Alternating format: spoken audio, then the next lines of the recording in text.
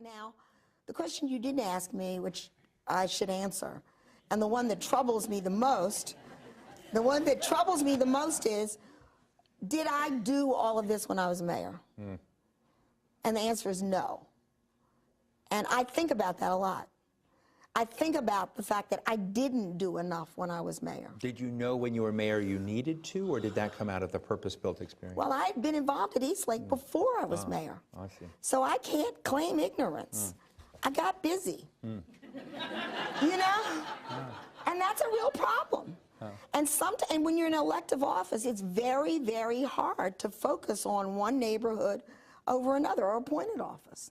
So you really do need the private sector to help you with that. You really do need these private sector leaders, civic as well as business leaders, to take a lead in these special efforts. I look back on it and think, well, how did I spend my time if I didn't do this? No, really, because I care deeply about this work. But the truth, and I could rattle off things that I did that, you know, at the time seemed like the right thing. But the truth of the matter... Maybe you ought to write a playbook for mayors. Well, no, I don't think they'd like that.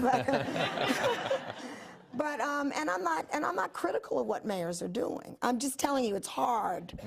You wake up in the morning and something happens, and that's number one.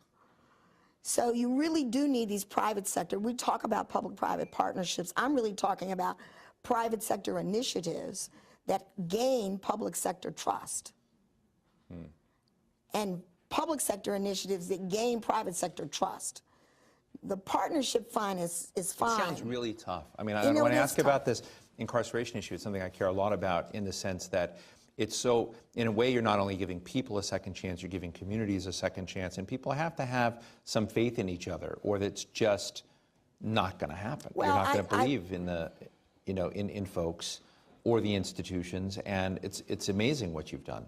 Well, we worked a little bit on homelessness when I was in office, and there are programs like Ready, Willing, and Able that started in New York. We visited, we try to duplicate that. This Housing First model. I mean, there are a number of models that set aside what happened before. You get a chance to prove yourself, and then that begins to allow you to integrate back into society. So I don't want us to think that there are not some models. I'm not an expert. I've had a little bit of experience in that field, and I don't think we should feel that it's impossible or even improbable.